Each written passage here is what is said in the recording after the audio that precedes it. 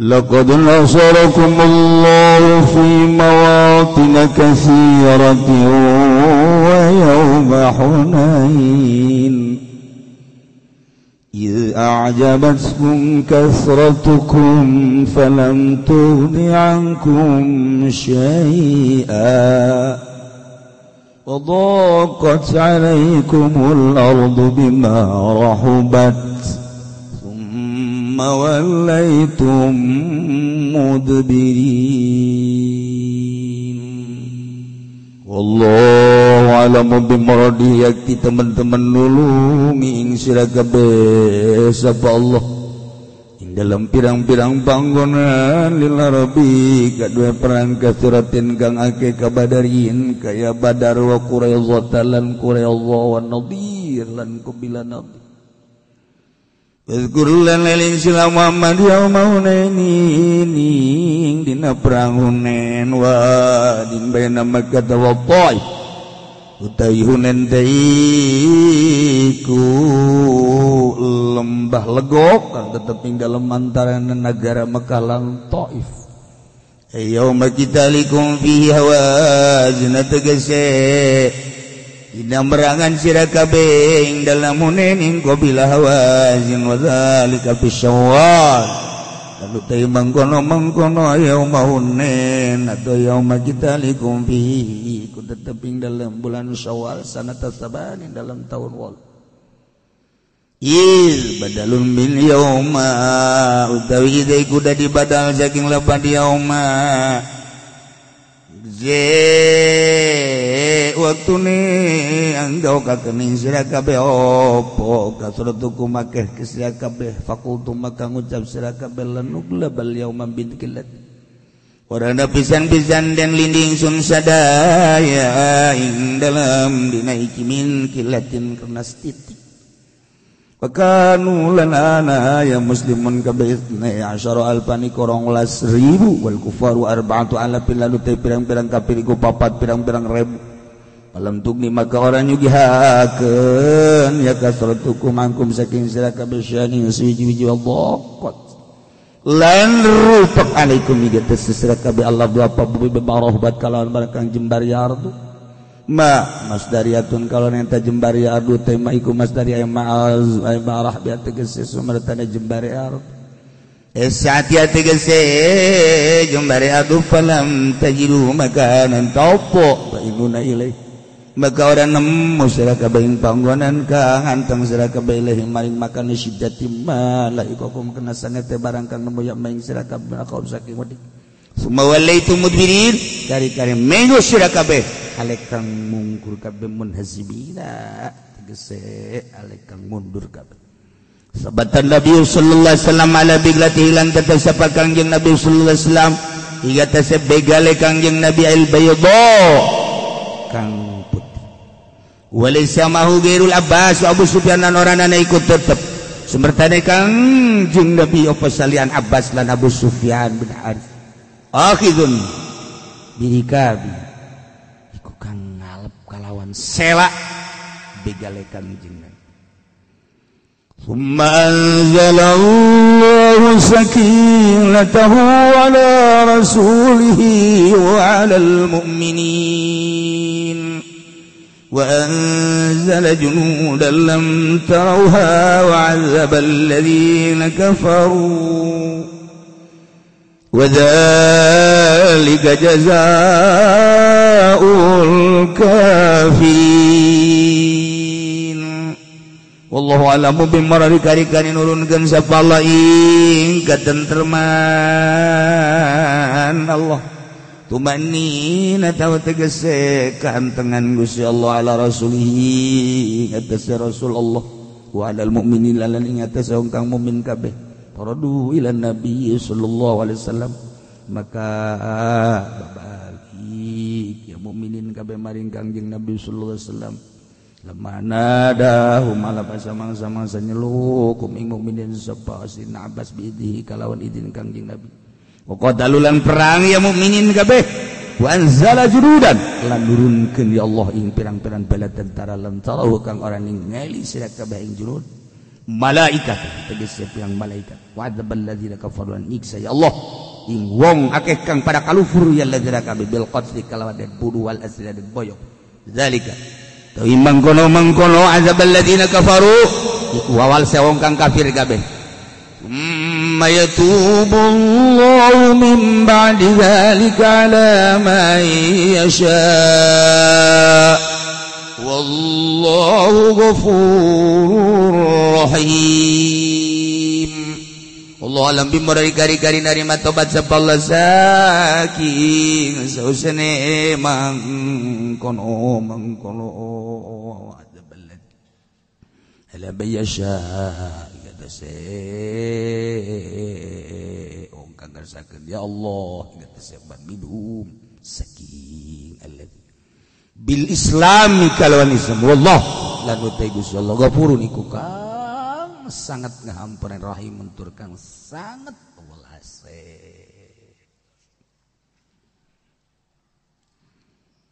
Gusti Allah dina ayat ieu rek nyaritakeun tentang perjuangan Kangjeng beserta para sahabat-sahabat mengenai tentang beberapa peperangan. Masya Allah, ieu teu eureun-eureun perang. Urang mah dongeng nenek moyang urang baheula perang memperjuangkeun bangsa jeung negara. Urang mah macan orang perang. Aduh lamun ku ari urang titah perang embung deui. Sebab nu dideuleu ku hate teh nu dideuleu teh mobil imah hooh. Kok bono anyar kawin tuh tak bohong biasa ya Allah ya keur bejena indah hoy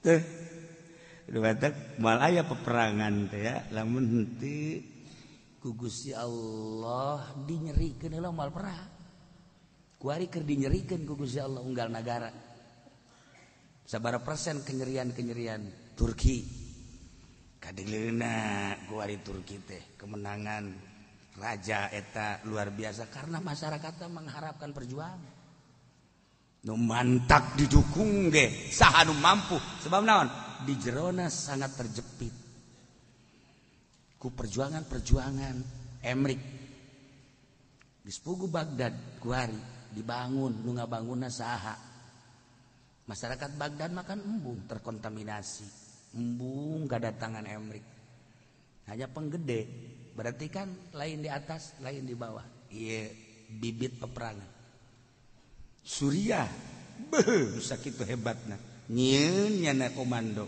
Bashar Aswad nah can jelas nu kamari ieu sakitu hebatna dibuat bimbang masyarakat nah ternyata deuk kumaha ieu nu jelas Amerika supaya bercokol di dinya masyarakat kan lain di Suriah mah sangat Islam berarti kan bibit-bibit geus aya terus ke Afrika terus ka ditu geus puguh Ethiopia mah teu eureun terus jadi embargo terus kuari dibuka lebar-lebar isme jeung ideologi Amerika dipaksa kudu asup ka Cidak kudu dipaksa kudu asup ke Mekah harus dibebaskan urang mah kan ningalina hanya sebuah raja kok raja kos kieu Salman kok raja Abdullah kos kieu orang di jero nama ayat tekanan dan lain sebagainya urusan negara sama intern jadi kebebasan anu luar biasa berarti kan engke terjepit masyarakat ayo sia Yaman geus terjadi Indonesia mangan kulantaran boga toleransi anu tinggi bae jadi demokrasina pohara di Indonesia mah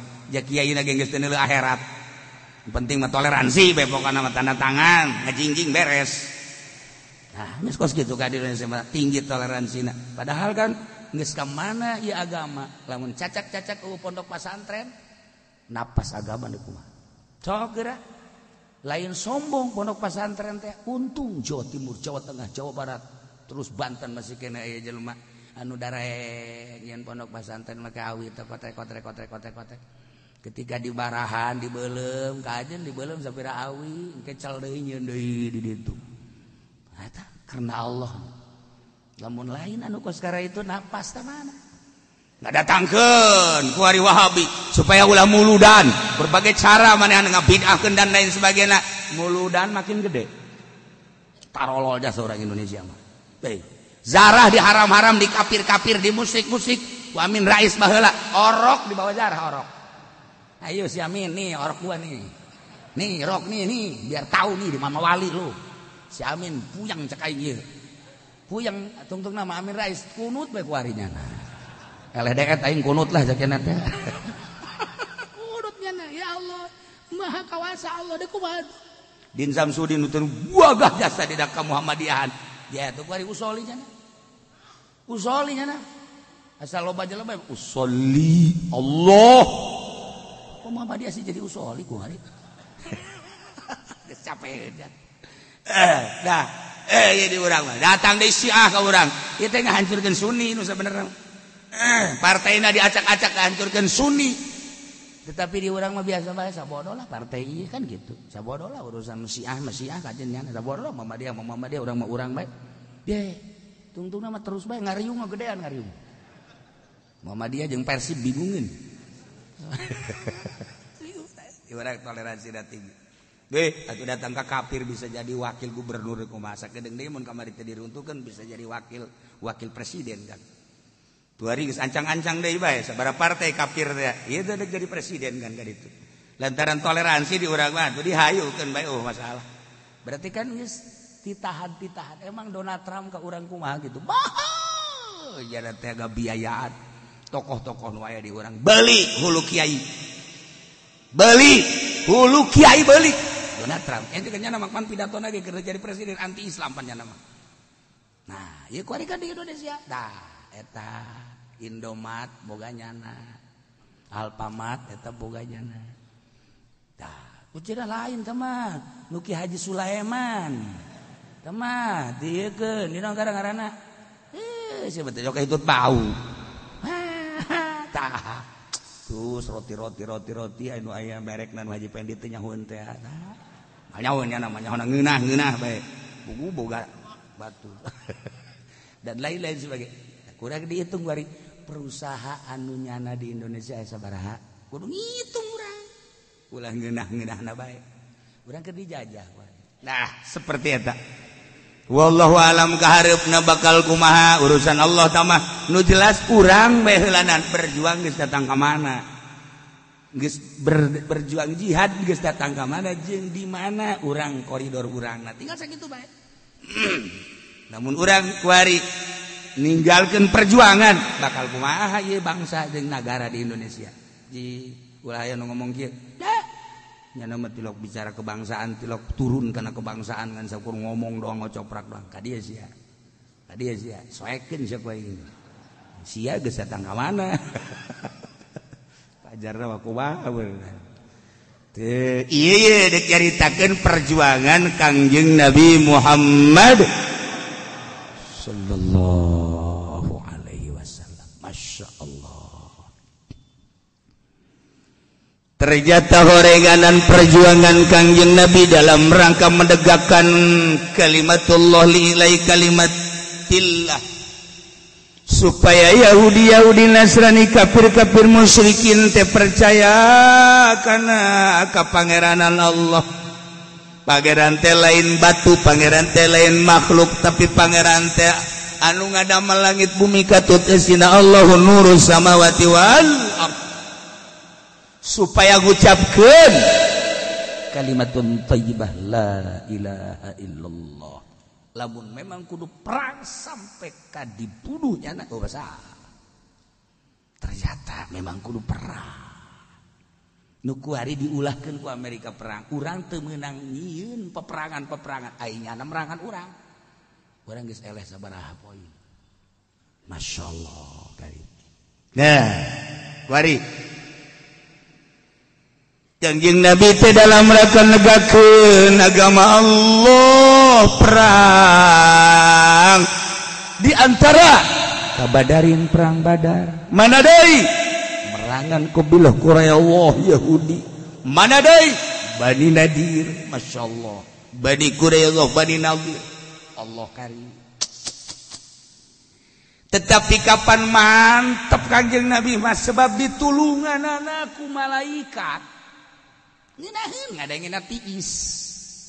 Lamun urang kamari keur carita ngadongengkeun perang Badar, atuh kunaon sahabat kaget nu manta kaget pedang kakarak geset dikitukeun encan ge dibacokeun geus meh heula panah kakarak diincer doang ngagolepak jipan sini heran sakena atuh lantaran malaikat tarurunkan ti luhur langsung dibabat ku malaikat cak para sahabat naik aing mah 100 kali ge perang kieu atuh pedang kakarak di kieu-kieu doang golepak pan ieu pedang hebat amat cenah jak ku aing teh dibawa ka Cisokat teh naon ieu pedang golepak tokoh nah horeganan malaikat nikmat apakah Kangjeng Nabi beserta pasukan ada hungkun malaikat teh bakal nulungan tetap selama urang jihad fisabilillah lillahi taala Allah anu di dalamna malaikat tetap ngabantuan ka urang ulah-ulah malaikat neuleuh perang di medan laga mau pedang mawa panah mun kuari mah meureunana mawa bom dan lain sebagainya urang hudang ti peuting urangna ikhlas mandi wudu Allahu akbar malaikat milu di urang malaikat mengelilingi urang ketika orang maca sholawat ketika orang zikir la ilaha illallah maca Quran ikhlas kan kaambeu ku malaikat sengit malaikat sengiteun roh urang teh kaambekeun ku malaikat malaikat teh ngelilingi urang ketika orang maca sholawat hayang supaya dagangan urang maju malaikat ngambar bau hangru ieu mah bau hangru ceukna ieu nah ketika aya jelema maca sholawat karungna hayang supaya aya nu meuli cak malaikat ieu mah pohara hangruna make pohara jeung ceuli-ceulina jeung mah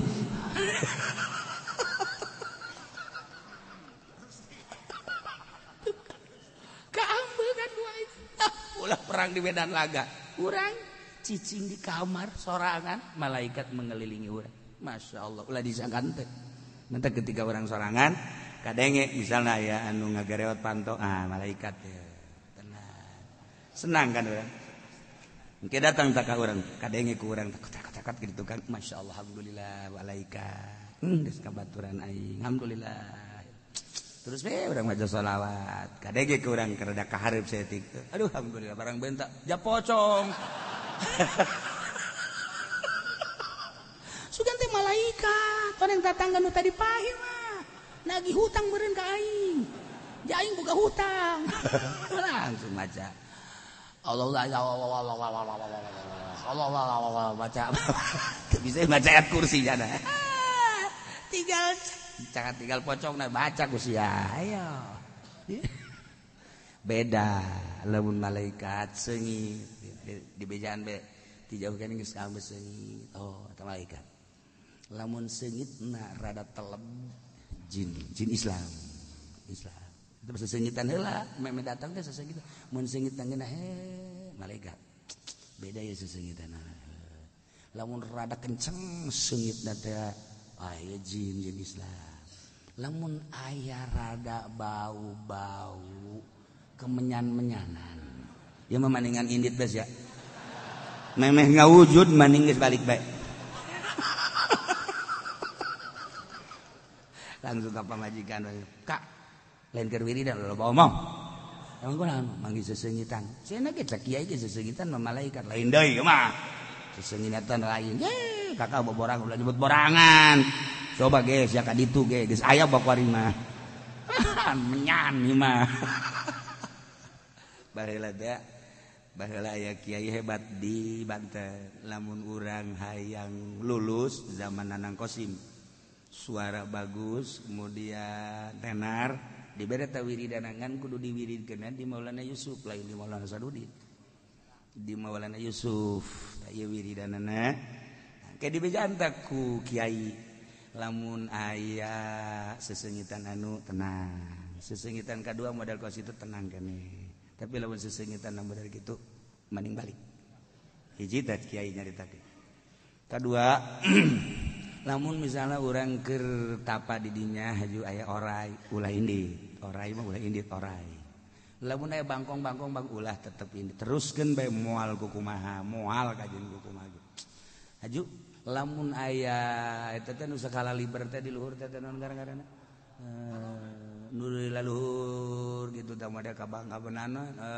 simet-simet laletik budak kos kitu nah tah ulah tetep hayuh bae teruskeun geus ulah sieun bedaan heula teh ku guru urang mun tapa di dinya ulah sieun tapi lamun aya kica-kica hiji 2 3 geus memeh ngalobaan maning balik geus kica-kica mata tet budak-budak batu yang kica-kica jangan ka HP tetot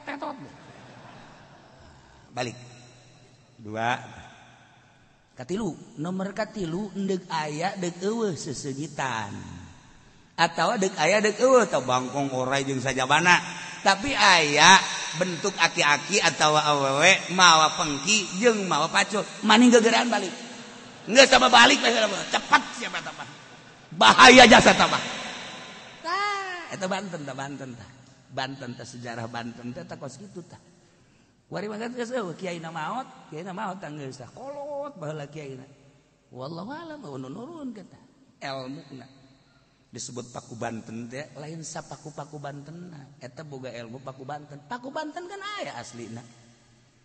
aya aslina aya pakuan biasa Pak bentuk tangkal kayu disebut Paku Banten ge nah lamun eta Paku Banten anu kuari ngawujud naon gitu ngaranna tangkal kayu oyak besa etik geus Banten oyak kamari oyak seetik doang tak dauna doang kiaina nu oyak si eta ge oyak gua malah oyak-oyakan bae nu lain kiai mah geus leuwih ti heula oyak diana Paku Banten boga sejarah toriko di Paku Banten aya robah daun aya robah pangpang aya robah tangkal ieu lain sembarangan Banten mah tuh bau Masya Allah parang sana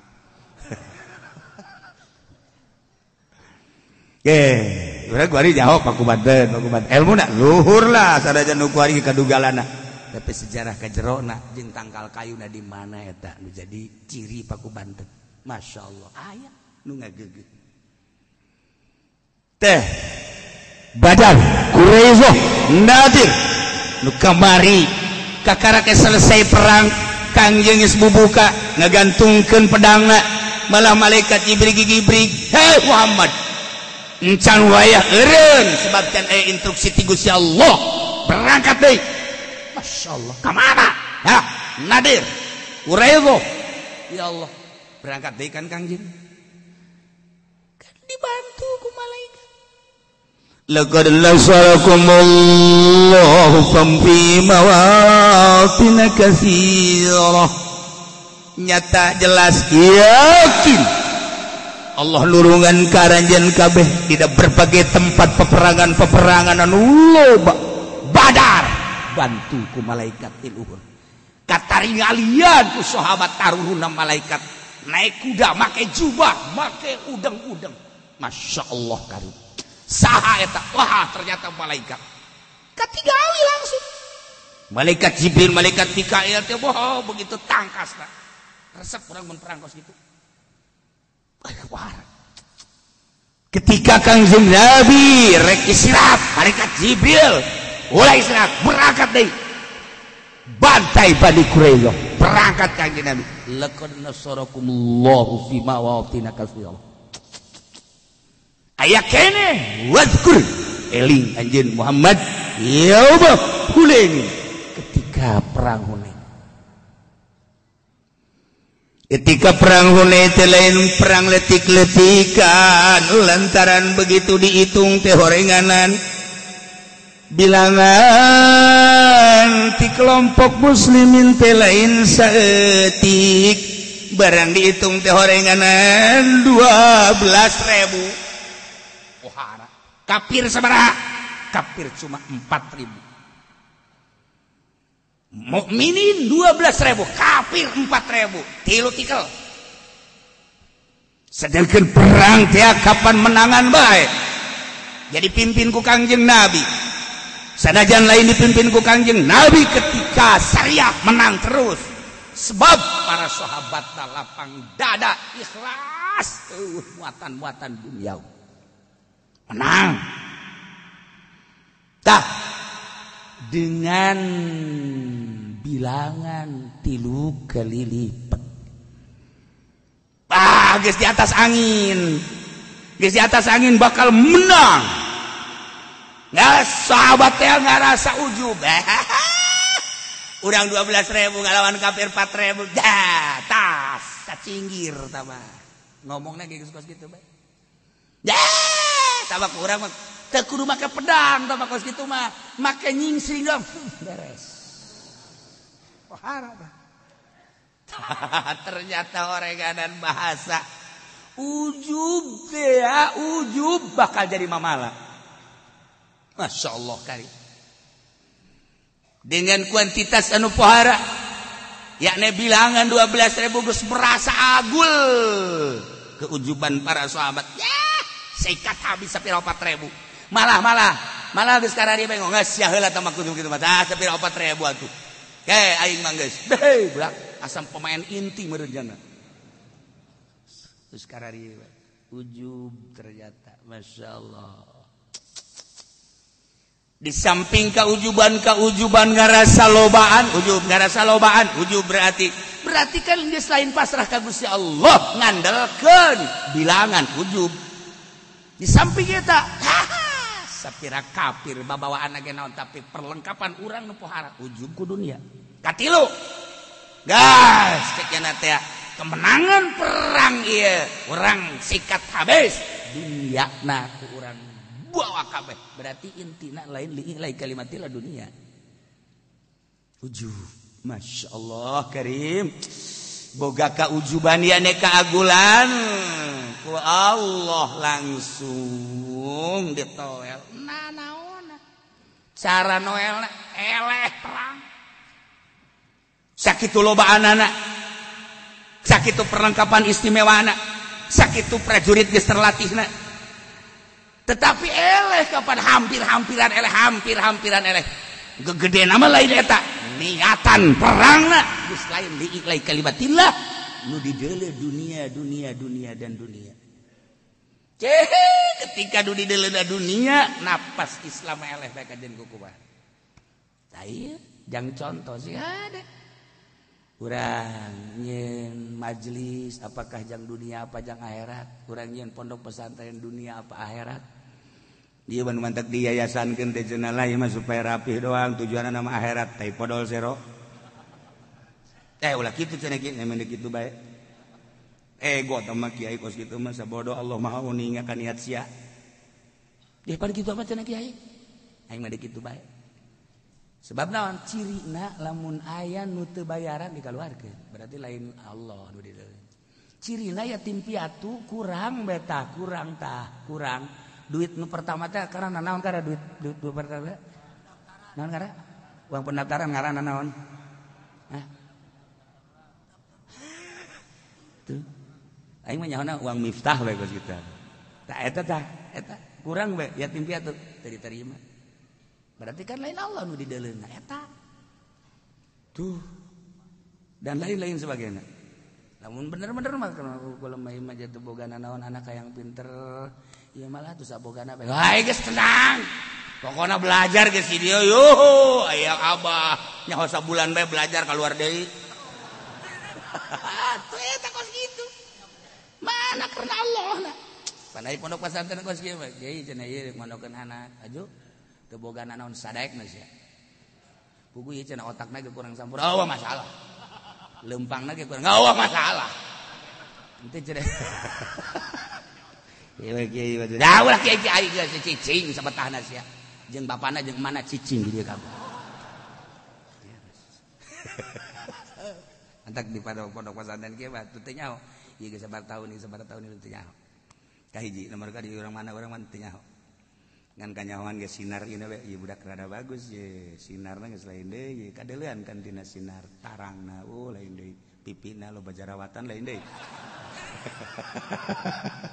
kadeuleu satris tah tauna mah teu nyaho tapi kadeuleu lain deui budak ge bab dideuleu di leumpangna lain deui gigih ka masjidna lain deui dah kajawat santri teh kos karena itu tuh tah sadaekna aja nana kawin heula tapi nu kawin mah geus kawin mah kula nu mondok teh ka bodos Aisyah betah mah masalah ngan cek hate moal kuat sia ka itu cenah kieu mah deuk nikah doang tas nikah mah deuk balik ka halu masalah ngan moal kuat mah teh dibejakeun kan di jero hate aing bae moal kuat sebab aya bahasa mautul ilmi bi fahzaiha paehna ilmu kajepit ku ping-ping dua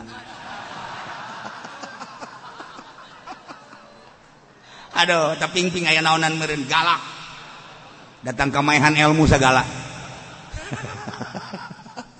bener bae menang sabulan mah balik deui saya mondok deui cek hate teh aya coba sia kuat moal bener bae 2 poe aya saminggu eueuh ke 2 poe aya saminggu eueuh nah eta geus mulai ai paeh mancan ngan kritis kudu diimpus ya budak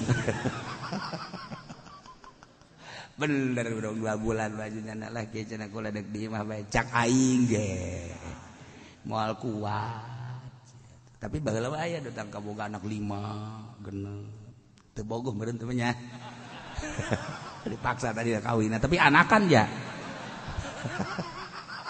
hei ngomong teu bogoh tapi anakan heran aing mah lain deui tah bogoh situ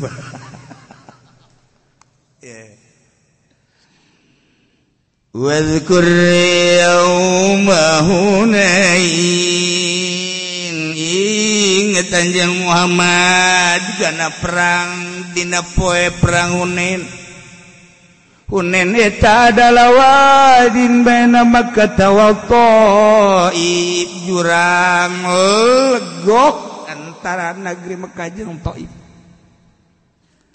zaman kolot-kolot urang mah dibawa ka urut perang Hunain baheula lantaran aya kene tanda urut peperangan kuari geus areup boro-boro nanaon abi gubes geus peperangan urut peperangan Uhud tinggal sagudung-gudung da Badar mah komo geus eueuh teh yakni yauma qitalikum fihi hawazin poean perang anjeun di Hunain merangan kaum Hawazin tanggal sabaraha bulan Syawal tahun 8 masyaallah ketika bilangan loba prajurit aranjeun wahai muslimin di ujub-ujub ku anjeun ngarasa bahwa kekuatan aya di kami kabeh prajurit lobaan kami pakakas perang aya di kami keterampilan istimewaan kami dunia nu dibawa aya di kami bahkan aing perang jeung maneh deuk dicokot dunia-duniana geus kaluar tina aturan perang matak bahasana ge lan nuglaba al-yauma min qillatin moal bisa eleh kami mah dina perang ieu mah karena tidak saeutikna musuh atawa dianggap kami saeutik teu bisa moal eleh kami ujung teh galasa bahasana ge lan nuglaba al-yauma min qillatin moal kudu eleh urang kabehan moal kudu kaserang urang kabehan teh dina perang ieu gara-gara musuh saeutik urang lobaan ujub mukminin ya karim bilanganna teh kapan mukminin mah 12 kafir mah aya 4.000 tapi ternyata begitu perang ngalaksanakeun perang di medan terdesak mukminin ya Allah ya Rabb Kangjeng hampir Kangjeng naik himar nu putih didampingi ku Abu Sufyan jeung Sayyidina Abbas panah mencecer ka Kangjeng Nabi sampai-sampai Kangjeng Nabi ke kena waos ya Allah ya Rabb ketihan Kangjeng dianggap geus eueuh ku musuh masyaallah ceceran panah ti kafir ka Kangjeng. Ya Allah ya Rabb, lamun Kangjeng teu hayangeun kena bisa Kangjeng meja nur Kangjeng mah. Tetapi Kangjeng basyarun, manusia biasa. Wayah kena mah kena we. Urang makan ngerahkeun jajake. Allah. Bangsa perhizib-hiziban teh dibaca kabeh ulah kena Kangjeng namanya teh. Lamun Kangjeng teh hayangeun kena bisa, tapi Kangjeng manusia supaya kena we. Ya Allah, aya beta tidak sekian ratus panah nu ngena ka Kangjeng. Tetapi Kangjeng Nabi didinya teh dibimbing ku Gusti Allah. Titah nyokot lebu. Ya Allah ya Rabb. Lebu tersebut teh ku Kangjeng Nabi titah dialungkeun ka jihad musuh. Padahal makan jihad musuh teh jauh. Tapi Kangjeng Nabi diperintah ku Gusti Allah aya babacaanana. Mun eta babacaan teh dibaca kurang bakal akur deui kajadianana ge, bakal kapeumpeureban kabeh. Sakitu ge kuari henteu dibacaan maka lebu geus peureum ti heula.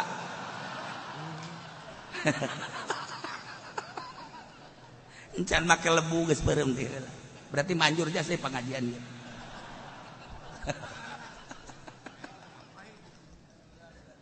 Ya Allah ya Rabb, istimewa kaki. Pohara. Nah, falam tughni ankum syai'a wa dhaqat 'alaikumul ardu bima rahubat summa wallaitum mudbirin. Nah, iyalah Kangjeng dibimbing ku Gusti Allah samemeh malaikat-malaikat katingali membantu perjuangan Kangjeng ku para sahabat anu kuari geus teu sadar. Hartina teu sadar teh terlena ku kaujuban akhirna laleuleus mun lain bantuan malaikat eleh bakal diawali ku bimbingan Gusti Allah langsung terhadap Kangjeng. Nu saat eta Abu Sufyan jeung Sidna Abbas mendampingi Kangjeng nu nyekelat sela begal Kangjeng Abu Sufyan teh akhidun birikabi. Langsung Kangjeng dibimbing ku Gusti Allah titah nyokot lebu baca Kang Muhammad. Begitu dibacakeun set. Nah, iyalah keistimewaan mukjizat Kangjeng Nabi Muhammad sallallahu alaihi wasallam nu ke dongengna bakal dilanjutkeun minggu hareup. Wallahu a'lam bishawab.